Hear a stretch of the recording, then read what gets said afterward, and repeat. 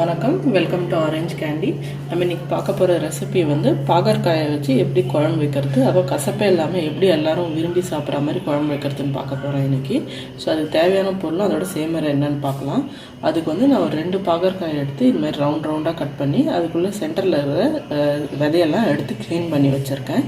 So வாங்க நம்ம எப்படி செய்யறதுன்னு பார்க்கலாம். இப்போது ஃபஸ்ட்டு ஒரு கடாயில் வந்து 1 ஸ்பூன் எண்ணெய் விட்டுக்குங்க. அதில் வந்து நம்ம கட் பண்ணி விதை எடுத்து வச்சுருக்க 2 பாகற்காயை போட்டு ஆட் பண்ணி ஒரு 5 நிமிஷம் போல் நம்ம வந்து ஒரு மீடியம் ஃப்ளேமில் வச்சு வதக்கிக்கலாம். இப்போ வந்து இது நம்ம 5 நிமிஷம் வரைக்கும் நல்லா வதக்கியாச்சு. இப்போ நம்ம இது ஒரு பிளேட்டில் எடுத்து ட்ரான்ஸ்ஃபர் பண்ணிடலாம். அதே கடாயில் வந்து 2 டேபிள் ஸ்பூன் அளவுக்கு வந்து நல்லெண்ணெய் விட்டுக்குங்க.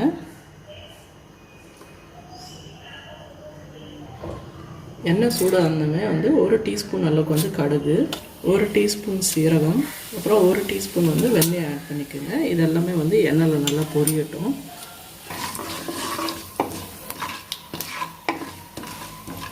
இதெல்லாம் நல்லா பொரிஞ்சதுக்கப்புறமா ஒரு 5 பெரிய பல் பூண்டு வந்து பொடியாக நறுக்கி வச்சுருக்கேன், அதை ஆட் பண்ணிக்கலாம். அது கூட வந்து பெரிய வெங்காயம் வந்து பொடியாக நறுக்கி வச்சுருக்கேன், அதை ஆட் பண்ணிக்கலாம். இன்கேஸ் உங்கள்கிட்ட சாம்பார் வெங்காயம் இருந்தால் கூட அது கூட இந்த ரெசிபிக்கு ஆட் பண்ணிக்கலாம், நல்லாயிருக்கும். வெங்காயம் வதங்கும் போதே வந்து நம்ம வதக்கி வச்சுருக்க பாவக்காயும் இதில் ஆட் பண்ணிடலாம்.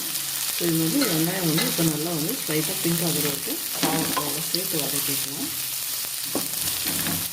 இப்போ பாருங்கள், வெங்காயம்லாம் வதங்கி நல்லா பிங்க் ஆகிடுச்சு. இந்த ஸ்டேஜில் வந்து நம்ம இதுக்கு வந்து 1/4 டீஸ்பூன் அளவுக்கு வந்து மஞ்சள் தூள் ஆட் பண்ணிக்கலாம். அது கூட வந்து 2 டேபிள் ஸ்பூன் அளவுக்கு வந்து குழம்பு மிளகாத்தூள் ஆட் பண்ணிக்கலாம். இன்கேஸ் உங்கள்கிட்ட குழம்பு மிளகாத்தூள் இல்லைன்னா மிளகாத்தூள், மல்லித்தூள் ஆட் பண்ணிக்கோங்க.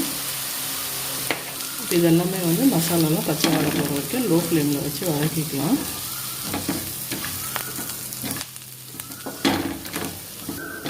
ஜஸ்ட் இது ஒரு நிமிஷம் வதக்கினா போதும். இப்போ இதை வந்து நம்ம புளி கரைச்சல் ஆட் பண்ணிக்கலாம்.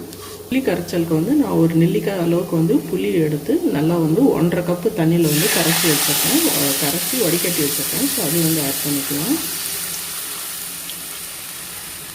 இது கூட வந்து கொஞ்சம் புளிப்புக்காக எக்ஸ்ட்ரா வந்து நம்ம தக்காளி வந்து 1 தக்காளி பழம் வந்து ஆட் பண்ணிக்கலாம், பொடியாக நறுக்கி. நீங்கள் வேணால் கையில் கூட புழிஞ்சு ஆட் பண்ணிக்கலாம். இதெல்லாமே வந்து நல்லா வெந்து புளியோட பச்சை வாடை போகிற வரைக்கும் நல்லா நம்ம வந்து கொதிக்க விட்டுடலாம். இப்போ நம்ம குழம்பு வந்து கொதிக்கிற டைமில் வந்து நம்ம அதுக்கு அரைச்சி விடுற மசாலா பேஸ்ட் ரெடி பண்ணிக்கலாம். அதுக்கு ஒரு மிக்ஸி ஜாரில் வந்து ஒரு 4 டேபிள் ஸ்பூன் அளவுக்கு வந்து பொடியாக நறுக்கின தேங்காய் இல்லைன்னா திருவின தேங்காய் எடுத்துக்கோங்க. அது கூட வந்து 1 டீஸ்பூன் அளவுக்கு வந்து மிளகு சேர்த்துக்குங்க. இதெல்லாமே வந்து கொஞ்சமாக தண்ணி விட்டு நல்லா ஃபைன் பேஸ்ட்டாக அரைச்சிக்குங்க.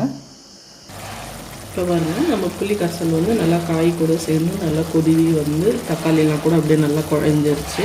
ஸோ இந்த ஸ்டேஜில் வந்து நம்ம அரைச்சி வச்சுருக்க தேங்காய் மொத்தமாக வந்து மிளகு விழுதை வந்து இதில் ஆட் பண்ணிக்கலாம். இந்த விழுதெல்லாம் ஆட் பண்ணதுக்கப்புறம் ஒரு 1/2 கப் தண்ணி விட்டுக்கோங்க. நான் அந்த 1/2 கப் தண்ணி வந்து மிக்ஸி ஜாரில் ஊற்றி அப்படியே அலசி நான் ஊற்றிக்கிறேன். இதெல்லாமே வந்து நல்லா கலந்து விடுங்க.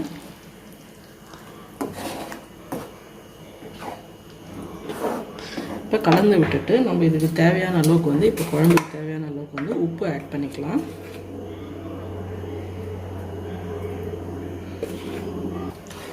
உப்பை ஆட் பண்ணிட்டு நல்லா கலந்து விட்டுட்டு ஒரு 5 நிமிஷம் வரைக்கும் வந்து நம்ம மீடியம் ஃப்ளேமில் வச்சுட்டு நம்ம குழம்பு வந்து நல்லா மசாலா ஃப்ளேவர்ஸும் உள்ளே இறங்குற வரைக்கும் நம்ம ஸ்லைட்டாக கொதிக்க விடலாம். இப்போ பாருங்கள், ஒரு 5 நிமிஷம் வந்து நம்ம நல்லா கொதிக்க விட்டாச்சு. ஸ்லைட்டாக எண்ணெய்லாம் வந்து பிரிஞ்சு மேலே வர ஆரம்பிச்சிருச்சு. ஸோ அவ்வளோதாங்க, நம்ம குழம்பு ரெடி. இப்போ வந்து நம்ம 1 ஸ்பூன் அளவுக்கு வந்து கொத்தமல்லி மேலே தூவி ஸ்டவ் ஆஃப் பண்ணிடலாம். இப்போ வாங்க நம்ம வந்து பாவக்காய் குழம்பு வந்து சர்வ் பண்ணலாம். இப்போ பாருங்கள், நம்மளுக்கு சூப்பரான சுவையான சத்தான உடம்புக்கு ஆரோக்கியமான பாவக்காய் குழம்பு ரெடி. அதில் வந்து பாவக்காய் கசப்பே தெரியாத வந்து நம்ம பாவக்காய் குழம்பு வச்சுருக்கோம் இன்றைக்கி. கண்டிப்பாக இந்த ரெசிபி ட்ரை பண்ணி பாருங்கள், உங்களுக்கும் பிடிக்கும்னு நினைக்கிறேன். ட்ரை பண்ணி பார்த்துட்டு எப்படி இருந்துச்சு வந்து கீழே கமெண்ட் செக்ஷனில் சொல்லுங்கள். அப்புறம் இந்த வீடியோ உங்களுக்கு பிடிச்சிருந்தால் லைக் பண்ணுங்கள், ஷேர் பண்ணுங்கள். அப்புறம் மறக்காமல் எங்கள் சேனல் ஆரஞ்ச் கேண்டிக்கு சப்ஸ்கிரைப் பண்ணுங்கள். நன்றி, வணக்கம்.